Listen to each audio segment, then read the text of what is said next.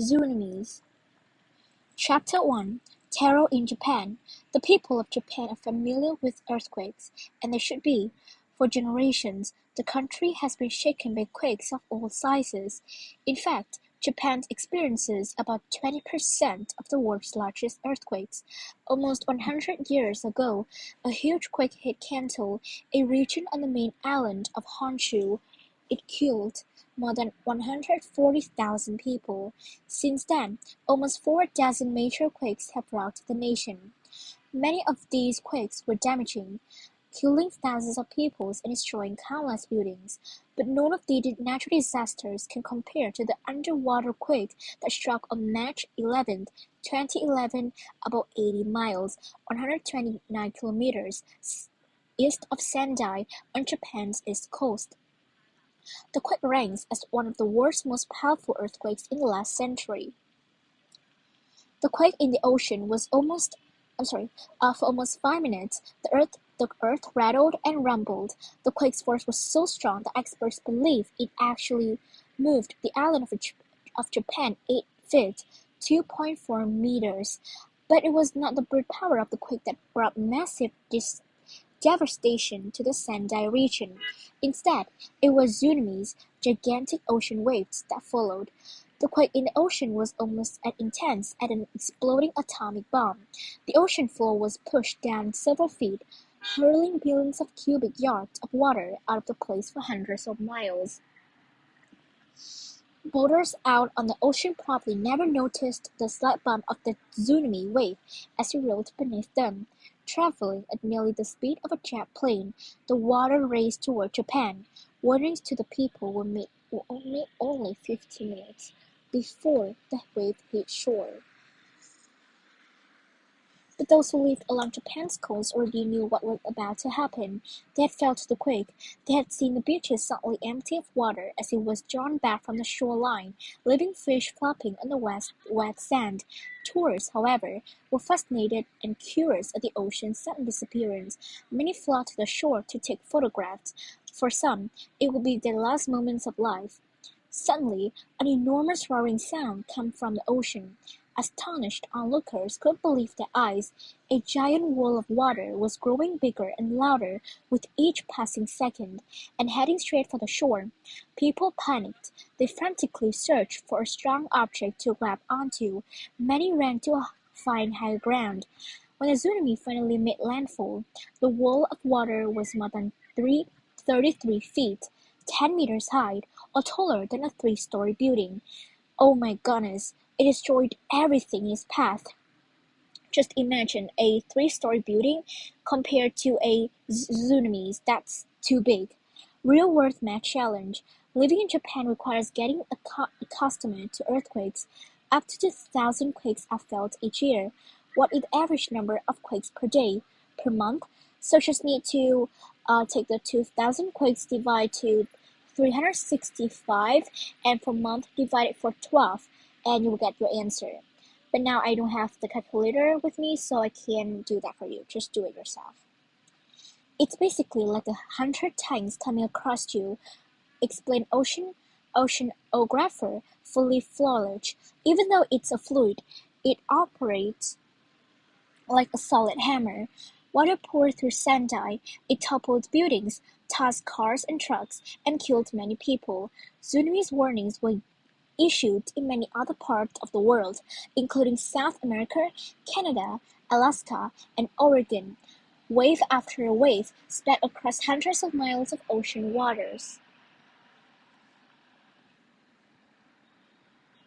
The effects of the earthquake in Japan were felt as far away as Maui, Hawaii. The tsunami took the lives of more than 20,000 people and caused billions of dollars in damage. The disaster made it abundantly clear that water is one of the most powerful forces on the planet. 21st century content. After the tsunami was over, the cleanup began, but months later, a large amount of debris still floated in the ocean. Experts at the International Pacific Research Center at the University of Hawaii determined the location of that trash and where it was ending. were heading. According to their predictions, 1 to 2 years after the tsunamis, the debris would arrive on Hawaii shores. Ocean currents would carry in more trash a few years later. Nicola Masnico, a spokesperson for the center, said, "We live in Hawaii, on the edge of the biggest dump site in the world." Oops, I'm sorry. Here. Chapter 2: Mother Nature Shows. Water is surprisingly heavy and has amazing power in motion. If you doubt it, take a look at how the Colorado River carved solid rock into the Grand Canyon over millions of years. The moving water of the river created a canyon that is 277 miles, 446 kilometers long, up to 18 miles, 29 kilometers wide, and 1 mile, 1.6 kilometers deep. A major volcanic eruption can create a tsunami that causes damage several miles away. It isn't easy for Mother Nature to create a tsunami. There are only 4 events powerful enough to generate one: a volcanic eruption, an earthquake, an underwater or coastal landslide, and a meteor impact. The majority of tsunamis originate in the Pacific Ocean, but it is impossible to have them in inland seas, such as Palic and Capson seas, and in very deep lakes. The Earth is covered with a thin outer shell made of huge, slowly moving species called tectonic plates. When one plate grinds against another, it can cause an earthquake. If the earthquake occurs in the ocean and is strong enough, it can create a tsunami.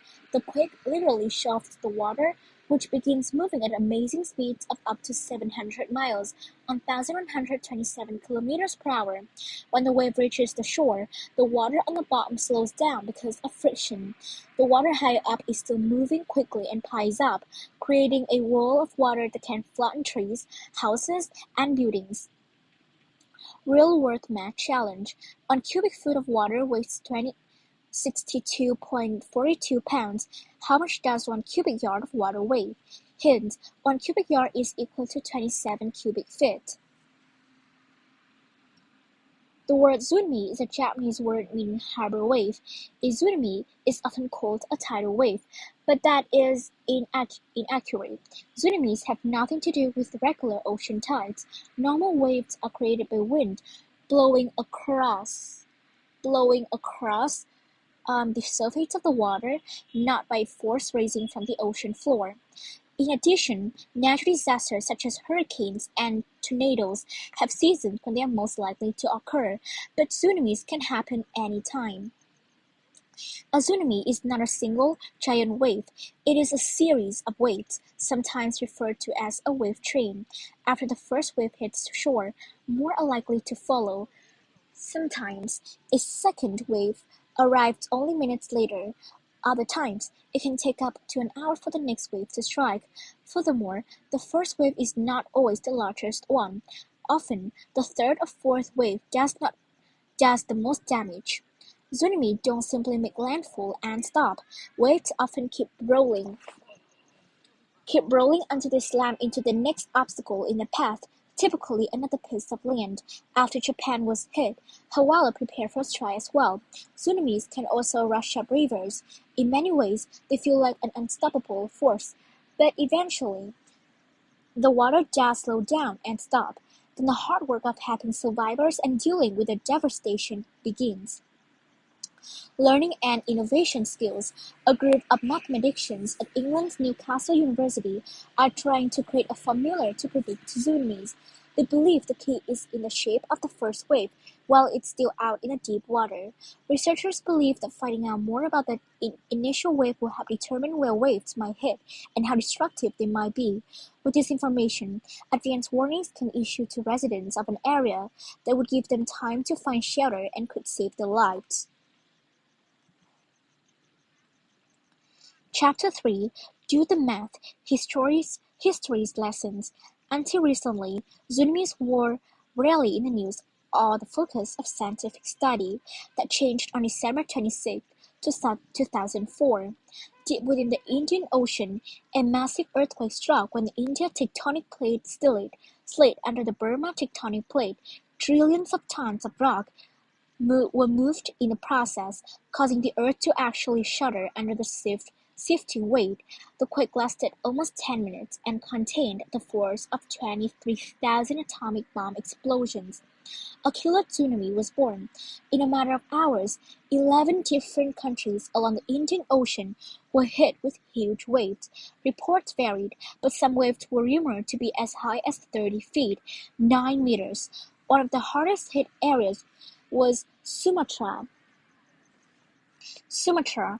one of the islands that makes up Indonesia. 7 hours after hitting Indonesia, the same waves arrived at Somalia in East Africa. They slammed into the shoreline, causing more devastation. By the time the disaster was over, almost 230,000 people had been killed, countless thousands were missing, 500,000 people were injured, and more than 1 million were left homeless. From Africa all the way to Thailand, people were killed, buildings were reduced to rubble, and entire coastal cities were submerged. Survivors reported that the sound of the incoming wave was like roaring jets of ramping freight trains. The world rushed to get supplies, food, water, and medical care to the tsunami's victims in Indonesia and other regions. Meanwhile, scientists began studying past tsunami disasters to learn more about this most recent event. They discovered many astonishing facts. In 1883, a tsunami followed a huge volcanic explosion on Krakatoa. The waves killed 36,000 people, damaged 122 towns, and completely wiped out 165 more. In 1908, a tsunami hit Messina, Italy, with 40-foot-high, 12 meters wave, killing 72,000 people. In 1946, an earthquake hit in the Aleutian Islands off the Alaska coast. A wave reported at more than 115 feet, 35 meters tall, slammed into the coast. The wave continued on the Hawaii, more than 2,000 miles away. Evacuation orders were issued throughout Hawaii, but because the disaster struck on April 1st, many people thought the warnings were an April Fool's joke. Oh my goodness. In 1958, a tsunami hit Lituia Bay in Alaska. The wave reached an incredible 1,739 feet, 530 meters, but because it was an isolated bay area, amazingly enough, there was very little damage. Well, it's such a lucky moment, wasn't it? In 1960, after one of its largest earthquakes on record, Chile was hit with waves up to 38 feet, 11.6 meters tall, killing 1,655 and causing more than $550 million in damage. The wave just kept racing through the ocean, next hitting Hawaii, California, and Japan. In 1964, a 15-foot-high, 4.6-meter tsunami hit Prince William Sound, Alaska, and traveled onto the coast of California. More than 120 people were killed. That's it for today, and I'll see you tomorrow. Bye.